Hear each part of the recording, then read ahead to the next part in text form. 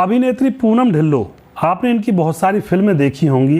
दोस्तों, एक भूल के कारण इनका पूरा कैरियर बर्बाद हो गया था और भूल भी बड़ी ही अनकटौटी थी, यानी कि सारे ज़माने से अलग ही तरीके की भूल थी। यहाँ पर पूरी जानकारी लेंगे पूनम ढिल्लों के बारे में, किस तरह से फिल्मों में आई, किस तरह से काम किया और कितने अफेयर थे और किस तरह से इनका जीवन बर्बाद हो गया। पूरी जानकारी यहाँ पर लेने वाले हैं। नमस्कार, मैं हूँ सुदेश कुमार और फिल्मी कहानी चैनल में आपका स्वागत है। पूनम ढिल्लों 80 के दशक की बेहद खूबसूरत अदाकाराओं में अगर लिस्ट बनाई जाए तो पूनम ढिल्लों का नाम सबसे ऊपर आएगा। इतनी खूबसूरत हुआ करती थी ये अपने दौर में। मासूम सा चेहरा और सुंदर सी मुस्कान हर किसी को घायल कर दिया करती थी जब ये फिल्मों में आया करती थी। इनका जन्म उत्तर प्रदेश के कानपुर में 18 अप्रैल 1962 को हुआ था। दोस्तों, आपको पता है कि वो तो कभी फिल्मों में आना ही नहीं चाहती थी क्योंकि उनका सपना डॉक्टर बनने का था। पूनम के पिता वायुसेना में इंजीनियर थे, माँ प्रिंसिपल थी। पूनम की मौसी और उसका जो मामा था दोनों ही डॉक्टर थे। पूनम उनको देखकर बड़ी खुश हुआ करती थी और तभी से उन्होंने भी डॉक्टर बनने का फैसला ले लिया था कि मौसी जैसे डॉक्टर है और मामा जैसे डॉक्टर है, ऐसे मैं भी डॉक्टर बनूंगी।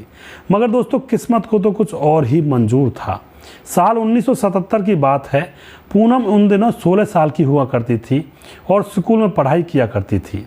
एक दिन उनकी सहेलियों ने कहा कि मिस इंडिया प्रतियोगिता हो रही है और तुम भी उसमें हिस्सा ले लो। दोस्तों, मजाक मजाक में पूनम ने प्रतियोगिता में हिस्सा ले लिया और बहुत सारी लड़कियों को पछाड़ करके 16 साल में पूनम मिस इंडिया का खिताब जीत गई थी। 16 साल की छोटी सी उम्र में। बस यहीं से उनकी किस्मत पलट जाती है। पूनम की खूबसूरती की चर्चा पूरे हिंदी सिनेमा में होने लगी थी दोस्तों।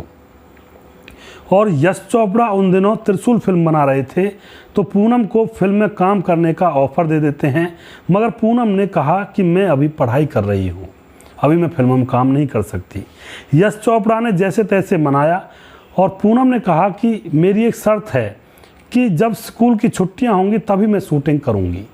तो यहाँ पर यश चोपड़ा मान जाते हैं और फिर इसी तरह से शूटिंग की जाती है और त्रिशूल फिल्म से पूनम ने पहली बार बॉलीवुड में कदम यहाँ पर रख दिया था।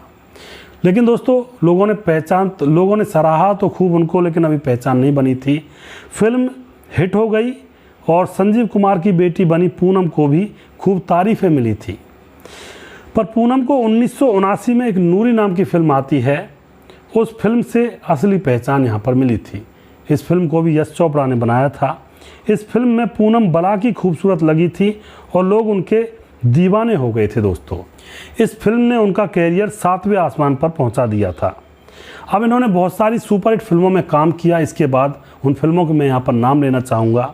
सोनी महिवाल और तेरी मेहरबानियाँ, समंदर, सवेरे वाली गाड़ी, कर्मा, ऐसी बहुत सारी फिल्में हैं और एक फिल्म आई थी नाम। इन सुपरहिट फिल्मों में पूनम ने काम किया था।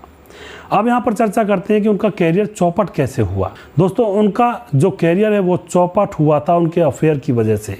उनके अफेयर उनका पूरा कैरियर ले डूबे थे। नूरी फिल्म के दौरान उनके और यश चोपड़ा का अफेयर आम हो गया था, यानी कि बहुत ज़्यादा लोगों को पता चल चुका था। ये किस्सा ख़त्म हुआ तो वो डायरेक्टर रमेश सिप्पी के चक्कर में फंस जाती है और उनके साथ भी उनकी अनबन हो जाती है, मंसूबे पूरे नहीं होते हैं। तो फिर राज सिप्पी की मोहब्बत में पड़ गई और राज से वो इतना प्यार करती थी कि उनकी बीवी को छुड़वाकर शादी करना चाहती थी, लेकिन राज ने ऐसा नहीं किया। राज ने उनसे किनारा कर लिया।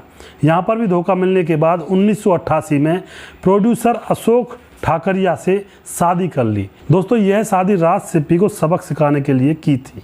घर वालों ने जल्दबाजी में फैसला लेने को मना किया था, लेकिन यहाँ पर पूनम ने जल्दबाजी में शादी कर ली थी।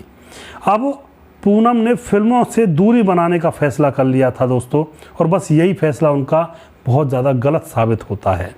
शादी के 2 साल बाद पूनम को पता चला कि अशोक किसी दूसरी लड़की से प्यार करते हैं, यानी कि उनका जो पति है वह किसी दूसरी लड़की से प्यार करता है। तो पति अशोक को सबक सिखाने के लिए पूनम ने हांगकांग के बिजनेसमैन कीकू से अफेयर शुरू कर दिया। दोस्तों, अशोक अपनी बीवी को दूसरे व्यक्ति से संबंध बनाते हुए सहन नहीं कर सके और 1997 में पूनम को तलाक दे दिया। यह उनका बहुत ही गलत कदम था जो यहाँ पर कीकू से उन्होंने प्रेम प्रसंग रचाया पति को सबक सिखाने के लिए। इसके बाद पूनम ने दोबारा फिल्मों में वापसी की सोची, मगर दोस्तों तब तक लोग उन्हें भुला चुके थे। एक समय होता है, एक दौर होता है हर इंसान का।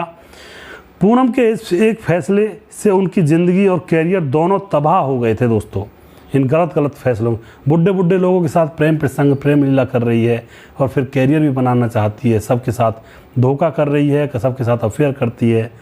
दोस्तों पूनम फिलहाल अपने 2 बच्चों अनमोल और पलोमा के साथ रहती हैं और फिल्मों में छोटे मोटे रोल और मेकअप वैन का काम करके घर का गुजारा चलाती हैं।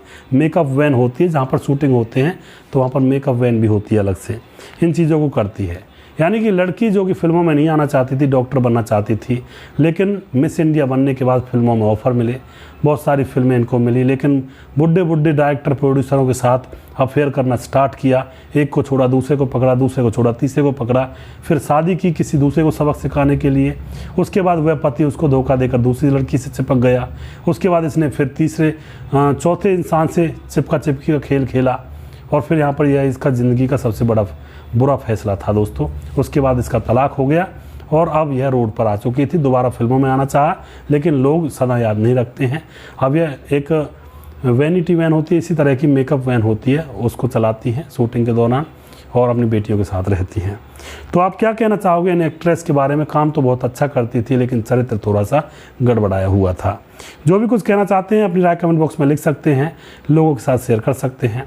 और हमारा यह प्रोग्राम आपको कैसा लगता है यहाँ पर अपनी कमेंट बता सकते हैं, जिससे कि हमें और उत्साह मिले और भी ऐसे प्रोग्राम बनाकर लेकर आएँ। अगला प्रोग्राम मैं जल्दी फिर से लेकर आऊँगा, तब तक आप खुश रहें। जय हिंद, जय भारत।